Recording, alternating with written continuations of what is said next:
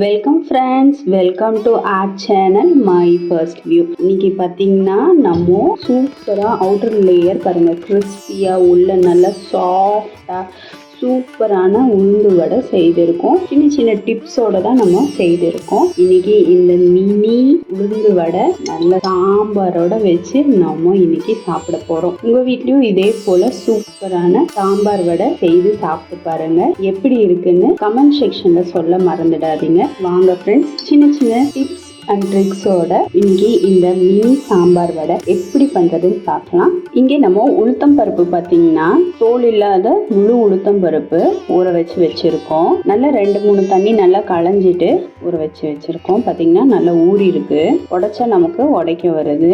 இப்போ இங்கே நம்ம ஒரு மிக்சர் ஜார் எடுத்திருக்கோம். உளுத்தம் பருப்பு பார்த்தீங்கன்னா தண்ணி எதுவும் இல்லாம இந்த மிக்சர் ஜார்ல சேர்த்திடலாம். இப்போ நம்ம தண்ணி எதுவும் சேர்த்தாம ஃபர்ஸ்ட் கொரப்பா அரைச்சிட்டு அதுக்கப்புறம் நம்ம சின்ன தண்ணி விட்டு லைட்டா தெளிச்சு அரைச்சிக்கலாங்க. ரொம்ப தண்ணி சேர்க்க வேணாம். இங்க பாத்தீங்கன்னா நம்ம பல்ஸ் மோட்ல அரைச்சிருக்கோம். நான் ஒரு சொட்டு தண்ணி கூட சேர்க்கவே கிடையாதுங்க. பாருங்க, இந்த அளவுக்கு பருன்னு அரைச்சு வச்சிருக்கேன். இப்பதான் நான் கொஞ்சமா தண்ணி தெளிச்சு அரைக்கிறேன். இது போல நீங்க அரைக்கும் போது உங்களுக்கு உளுத்தம் வடை பார்த்தீங்கன்னா நல்ல கிறிஸ்பியா வரும். சேம் டைம் பார்த்தீங்கன்னா எண்ணெயும் அதிகமா குடிக்காது. நீங்க எடுத்ததுமே நிறைய தண்ணி சேர்த்துட்டீங்க அப்படின்னா உங்களுக்கு அதிகமான எண்ணெய் குடிக்கும். பாருங்க, நான் ரொம்ப கம்மியா தான் தெளிச்சா போலதான் சேர்த்திருக்கேன். பார்த்தீங்கன்னா தெரியும், தண்ணி பட்டும் படாத மாதிரி தான் சேர்த்திருக்கேன். இதை அரைச்சிட்டு வந்துடலாம். இது பார்த்தீங்கன்னா ஒரு 1/4 கப்புக்கு கம்மியாக தான் தண்ணி சேர்த்திருக்கேன். ஆனால் நல்லா நகர்த்தி விட்டு அரைச்சிருக்கேன். பல்ஸ் மோட்லேயே அரைச்சிக்கோங்க.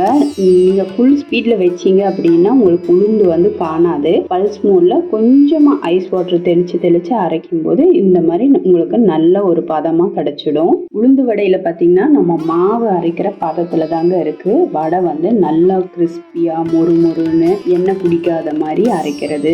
நம்ம லார்ஜ் அமௌண்ட்டா பண்றப்போ நம்ம கிரைண்டர்ல போட்டு அரைக்கும் போது நமக்கு ஈஸியா இருக்கும். தண்ணி அவ்வளோக்கா பிடிக்காது. ஆனா நம்ம கொஞ்சம் குவான்டிட்டியா பண்ணும்போது மிக்சியில தான் எப்படி இருந்தாலும் அரைச்சாகணும். ஆனா மிக்சியில அரைக்கும் போது தண்ணி அதிகமாயிடும். ஒவ்வொரு டைமும் பாத்தீங்கன்னா ஏன் அதிகமாகுதுன்னா, நம்ம ஃபர்ஸ்ட் நம்ம அந்த உளுத்தம் பருப்பு இருக்கு இல்லைங்களா, அதை அதிகமா அப்படியே தண்ணி ஊற்றி ஓட்டுறதுனால ஃபர்ஸ்ட் கூடுமான மட்டும் நகுத்தி விட்டு எந்த அளவுக்கு உங்களால நைஸா அரைக்க முடியுமோ அந்த அளவுக்கு நைஸா அரைச்சிட்டு அதுக்கப்புறமா கொஞ்சமா அப்படியே ட்ரிசில் பண்ண மாதிரி கொஞ்சமா தண்ணி தெளிச்சு நான் இதுக்கு பாத்தீங்கன்னா இன்னைக்கு ஒரு 100 கிராம் அளவுக்கு தான் பருப்பு எடுத்திருக்கேன். அதுக்கே பாத்தீங்கன்னா 1/4 கப்புக்கு கம்மியா தான் தண்ணி ஊற்றிருக்கேன். ஆனா மாவு பாருங்க எந்த அளவுக்கு இருக்குன்னு. இப்போ பக்கத்துல பாத்தீங்கன்னா கொஞ்சமா ஐஸ் வாட்டர் எடுத்திருக்கேன். இது லைட்டா கையை மட்டும் இது போல நினைச்சு விட்டுக்கலாம்.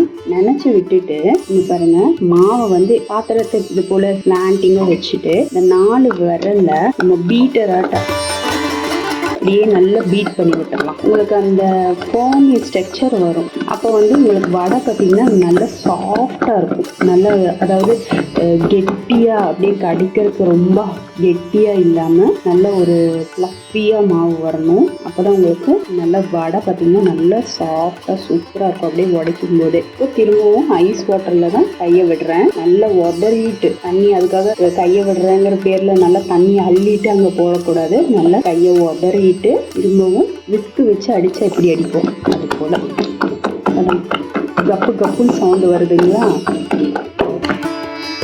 உங்களுக்கு உள்ள ஏர் பபிள்ஸ் வரும். அதனால அப்போ உங்களுக்கு நல்ல ஒரு ஃப்ளஃபியா வரும். ஆக்சுவலா நம்ம கிரைண்டர்ல அரைக்கும் போது நம்ம இந்த ஸ்டெப் பண்ணணும்ங்கிற அவசியம் இல்லை. ஏன்னா அதுலயே உங்களுக்கு ஏர் பபிள்ஸ் வந்துடும். மிக்சியில பண்றோங்கிறப்பதான் இது போல பண்ணணும். கொஞ்சமா மாவு எடுத்து தண்ணியில போடலாம்.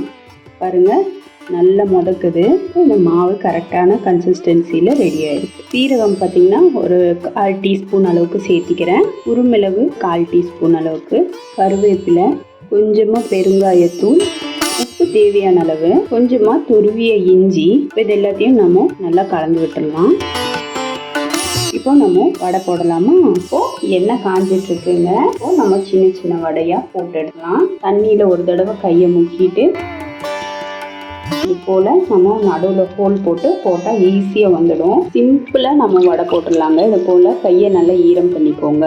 நல்லா இங்க பாருங்க, தண்ணியெல்லாம் நல்லா உதறி விட்டுட்டு இது போல ஓரமா இப்படி எடுத்தீங்கன்னா ஒரு சின்ன பாலாட்ட வரும். நடுவில் இது போல் ஹோல் போட்டிங்கன்னா அவ்வளோதான். இது போல் எடுத்த மாவை இப்படி ஒரு ஹோல் பண்ணிட்டு அப்படியே உள்ளே போட்டுற வேண்டியதுதான். ஆனால் கையில் ஈரம் இருக்கணும். ஆனால் வந்து எண்ணெயில் ஈரம் விழுகாத அளவுக்கு கையில் ஈரப்பதம் இருந்தால் போதும். அதே மாதிரி கொஞ்சம் கலர் மாறினதும் நம்ம எடுத்துட்டு கொஞ்சம் ஆறுனதுக்கப்புறம் திருப்பி அடுத்த ரவுண்டு எண்ணெயில் போட்டு எடுத்துடலாம். இது போல் கலர் பார்த்தீங்கன்னா இந்த அளவுக்கு ஆனதும் இதை எடுத்துடலாம். எடுத்துட்டு அடுத்த ஏடு வந்து திரும்பவும் நம்ம ஃப்ரெஷ்ஷாக போட்டுடலாம். இப்போ கலர் மாற ஆரம்பிக்குது. ஃபஸ்ட்டு பண்ணால் அந்த வடையும் இதுலேயே சேர்த்திடலாம். சேர்த்து திரும்பவும் குக் பண்ண விடலாம். வடை பாருங்கள், நம்ம பிக்கும் போதே எந்த அளவுக்கு உள்ளே பாருங்கள் நல்லா ஸ்பாஞ்சாக சாஃப்டாக குக் ஆகிருக்கு. டேஸ்ட்டும் பார்த்திங்கன்னா ரொம்ப சூப்பராக இருக்கும். மேலெல்லாம் நல்லா கிறிஸ்பாக பாருங்கள். சத்தம் கேட்குதுங்களா? நல்லா முறுமுறுன்னு. நம்ம அரிசி மாவு கார்ன்ஃப்ளவர் எதுவுமே சேர்க்க கிடையாது. இதில் ஒரே ட்ரிக் என்னென்னா நம்ம அரைக்கிற பதம் தான். பாருங்கள் சவுண்ட் எப்படி கேட்குது, டொக்கு டொக்குன்னு. நல்லா உள்ள நல்லா சாஃப்டாக ஸ்பாஞ்சாக நல்லா முறுமுறுன்னு சூப்பராக வடை ரெடி ஆகிடுச்சு. இப்போ இதை எடுத்துடலாம்.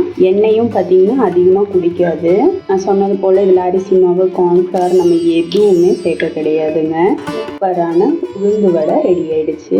நம்ம செய்த இந்த உளுந்து வடை ரெசிபி உங்களுக்கு பிடிச்சிருந்தா லைக் பண்ணுங்கள், ஷேர் பண்ணுங்கள். பெல் ஐக்கானோட ஆளுங்கிற ஆப்ஷன் கிளிக் பண்ண மறந்துடாதீங்க. இது வரைக்கும் வீடியோவை பொறுமையாக பார்த்ததுக்கு ரொம்ப ரொம்ப நன்றி ஃப்ரெண்ட்ஸ். தேங்க்யூ.